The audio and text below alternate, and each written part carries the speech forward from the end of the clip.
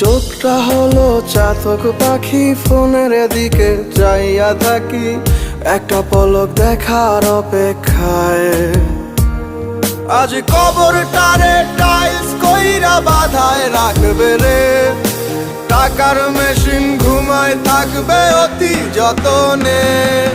প্রবাস জীবন, প্রবাস জীবন, পাখির মতো উড়াল